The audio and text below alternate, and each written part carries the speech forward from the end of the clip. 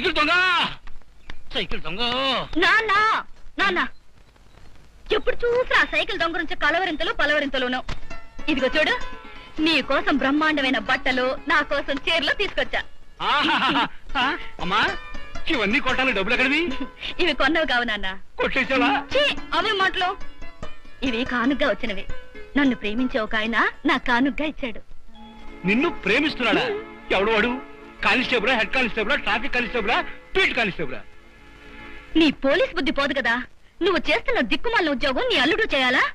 నన్ను ప్రేమిస్తున్నది ఒక గొప్ప బిజినెస్ మ్యాగ్నెట్. మంచి రోజు చూసి ఆయన తీసుకొచ్చి నీకు పరిచయం చేస్తానుగా.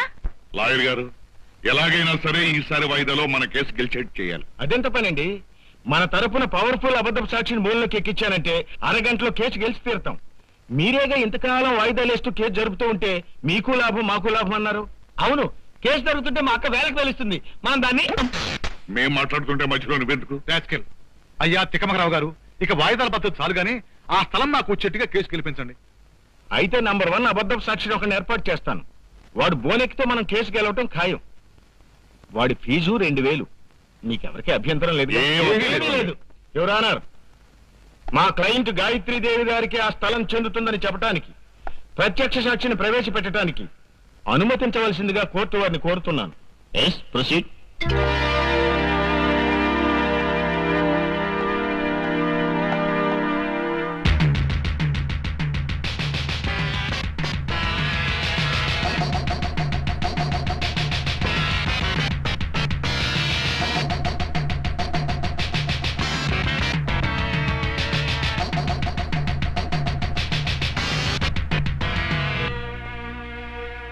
ప్రత్యక్ష సాక్షి కథనం ప్రకారం తగాదాల్లో ఉన్న స్థలం యావత్తు గాయత్రీదేవి గారికే చెందుతుందని తీర్పు ఇవ్వడమైనది.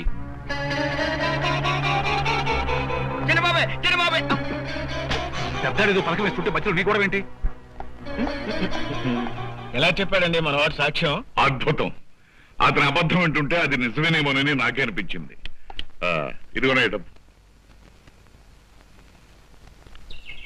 చూడు, నీకింతకంటే మరో ముఖ్యమైన పని అప్పగిద్దాం అనుకుంటున్నాం. సాయంకాలం తాజ్ హోటల్లో మా రూపుకు రావాలి. లాభసాటి బేరం అయితే తప్పకుండా వస్తాం. నీకు లాభమైంది, మాకు లాభమైంది. మాకు మరీ లాభం. లూజా లాంటిదే. డీల్ మాట్లాడుకోవడంలో తప్పలేదు కాబట్టి తప్పకుండా వస్తాం. అలాగే. మాట్లాడొద్దంటే ప్రతి విషయం నీకే కావాలి. రాజా, ఏంద్రా అడగొంత అలా పిలిచా? నేను ఆడవంతో పిల్లనాడు గురు. మంది అటు ఇటు కాని వంతు. రాజా, ఏంటి ఎలా వచ్చా? మనసు పడి నా మీద పడు పడు బాగా పడు. నీ మీద కాదు, రాజా మీద మనసు పడి. ఆపు ఆపే చిలక. నువ్వు మనసు పడుతున్నాను, బోర్లా పడుతున్నానంటే మళ్ళీ ఏదో ఫిట్టింగ్ పెట్టబోతున్నాను నాకు అనుమానం వచ్చేసింది. మళ్ళీ టోకరేద్దానే? మామూలుగా చెప్తే నువ్వు నమ్మవని నాకు తెలుసు. అందుకే మా నాన్నకి నిన్ను అల్లుడిగా పరిచయం చేయాలనుకుంటున్నాను. రేపు మా ఇంటికి రావాలి. మీకు సెల్లున్నా నేను వస్తాను. ఇద్దరు కలిసి వస్తే తోడు దొంగల్లా ఉంటారు. రాజా, నువ్వు పెద్ద బిజినెస్ మ్యాగ్నెట్ అని మా నాన్నతో చెప్పాను కనుక నువ్వు దర్జాగా స్టైల్ గా మా ఇంటికి రావాలి. ఇదే మా ఇంటి అడ్రస్. నీ నెయ్యి రొట్టెలో పడింది. ఇప్పటి నుంచే దర్జా నిలబడడం, నడవడం, మాట్లాడడం, కనువటం ప్రాక్టీస్ చేయి. ఉండరా, ఆ అమ్మాయి దెబ్బకి తాగినంత దిగిపోయింది. మళ్ళీ కొడతాం పదా. హాయ్ డార్లింగ్ రాణి, డాడీ మీ డాడీ అర్జెంట్ గా అరగంటలో మాట్లాడేసి హనుమాన్ ఫ్లైట్ లో టెహరాన్ వెళ్లి అక్కడి నుంచి హెలికాప్టర్ లో అనాలులు వెళ్లి డిన్నర్ టైం కి డెట్రాయిట్ చేరుకోవాలి. ఆపు, నీ పిచ్చి బాబుడు ఆపు. కొంచెం ఓవర్ గా యాక్ట్ చేశానా? మరి ఓవర్. ఓహో, నానా వస్తున్నావా? వస్తున్నానమ్మా. ఈ లోపు అల్లుడు గారిని స్వీట్లు తినమని చెప్పు. స్వీట్లు తినమని మీ బాబు నాతో చెప్పాలా? ఇవి తినేస్తాను, ఆయన ఒప్పుకుంటే ఆయన బ్రెయిన్ కూడా తినేస్తాను.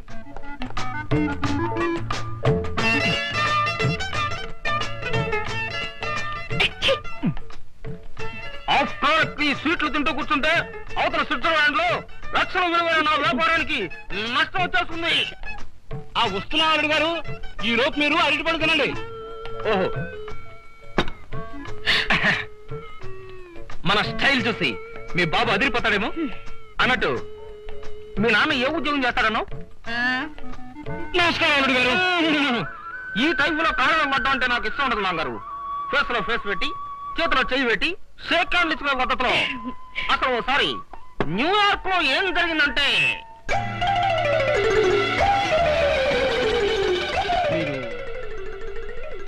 మీరు మీరు సింగపూర్ నుంచి సింగపూర్ కదే, వీడు దొంగపూర్ నుంచి వచ్చాడు. ఆ సైకిల్ దొంగ సైకిల్ దొంగ సైకిల్ దొంగ వీడు సైకిల్ ఎత్తుకున్నాడు. వీడే సైకిల్ దొంగ. అమ్మో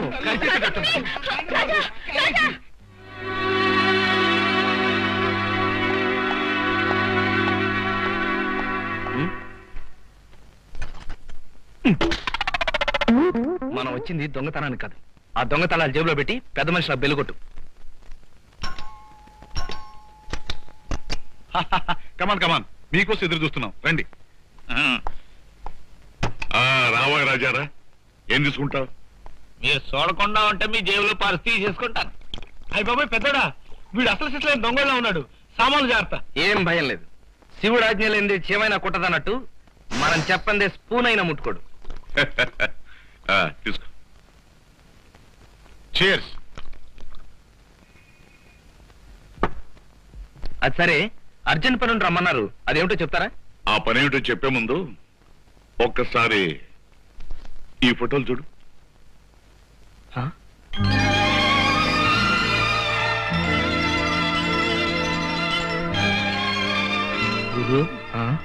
ఎంత స్టైల్ గా ఫోటోలు ఎప్పుడు నొక్కించేసుకున్నావు? ఇది నా ఫోటో కాదురా, నాలాగే ఉన్న ఇంకో మనిషి ఫోటో. అవునా సార్? కరెక్ట్ రాజా, ఇతను అచ్చం నీలాగే ఉండే మా చిన్నబాబు. అతను ఇప్పుడు విదేశాల్లో ఉన్నాడు. అతలా నువ్వు మాకు నటించి పెట్టాలి. ఊరుకోరా, ఆవేశపడిపోకరా బుల్లడా. అతనికి వివరంగా చెప్పనే. చూడు రాజా, మా చెల్లాయి గాయత్రీదేవికి 2 కొడుకులు. పెదబాబు చనిపోయాడు. రెండో వాడు ఇతను విదేశాల్లో ఉన్నాడు. ఇతని కోసం మా చెల్లాయి బెంగ పెట్టుకుని ఉంది. ఆ సంగతి మాకెందుకు చేయటం? ఈయన విదేశాల నుంచి రప్పించబోతుందిగా. రప్పించేయచ్చు, కానీ ఈ మధ్య అతని నుంచి మాకు ఉత్తరం వచ్చింది. తన గుండెల్లో కన్నం ఏర్పడిందని, ఆపరేషన్ చేస్తేనే తప్ప తను బతకనని, ఆ ఆపరేషన్ కూడా నిలబడుతుందని, ఈ విషయం అమ్మతో చెప్పొద్దని అతను రాశాడు. అంటే కొడుకు ప్రమాద పరిస్థితిలో ఉన్నట్టు తల్లికి తెలియనివ్వకూడదంటారు. అవును, తెలిస్తే ఆ కన్న తల్లి గుండాగి మరణిస్తుంది. అప్పుడు ఆ వజ్రం ఎక్కడుందో ఎవరికి తెలియదు. ఒరే బుల్లడా, నువ్వు నోరు మూసి కూర్చుంటావా, బాత్రూమ్ లో పడే స్థానం పెట్టమంటావా? చూడు రాజా, ఆ కొడుకు రాకపోతే ఆ తల్లి బెంగతో మంచం పడుతుంది. ఎందుకు రాలేదో తెలిస్తే బాధతో మరణిస్తుంది. కనుక అతను వచ్చే వరకు నువ్వే కన్నకొడుకులాగా నటించాలి. ఇదేదో చాలా కష్టమైన పనిలా ఉంది. అబద్ధాలు అద్భుతంగా చెప్పగలిగిన వాడివి, కోర్టులో గొప్పగా నటించేవాడివి, నీకేం కష్టమయ్యా? కన్న తల్లి లాంటి ఒక మంచి మనిషిని కాపాడినందుకు పుణ్యం వస్తుంది, నటించినందుకు ₹1,00,000 డబ్బు వస్తుంది. ₹1,00,000? అంత డబ్బుకు నటించడానికి నాకేం అభ్యంతరం లేదు. ఎంతకాలం నటించాల్సి వస్తుంది? ఎంతకాలం, 1 నెల రోజులు చాలు. ఈ లోపుగా మా చిన్నబాబు వస్తాడు, నువ్వు వెళ్ళిపోవచ్చు. నా పోలిక వాడు ఎవడన్నా ఉన్నాడా? 25 నటిస్తా. ఉన్నవాడితో ఇబ్బంది పడలేక వస్తుంటే నీ పోలికలు కలవాడు కూడా మా ప్రాణానికి. నువ్వు నోరుపోయిరా. చూడు రాజా, నువ్వు రేపు ఇక్కడికి వస్తే నీ పాత్రను గురించి వివరాలు చెప్తాను. ఇదిగో 10,000.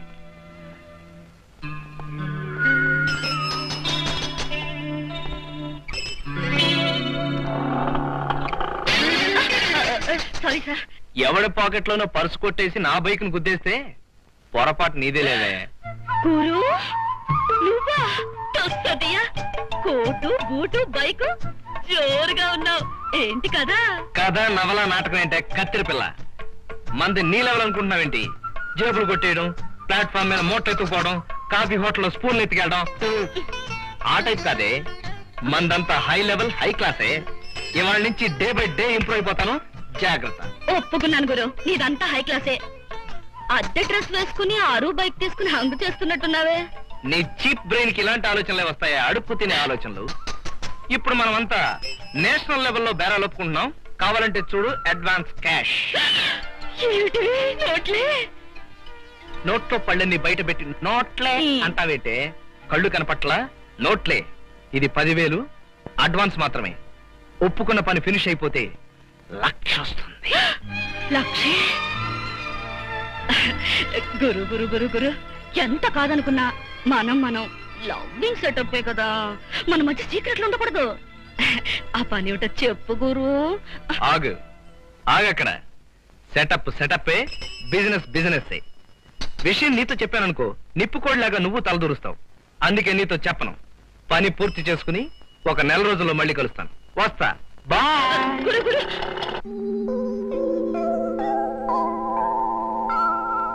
నీతో ఏదో అందామనిపిస్తోంది.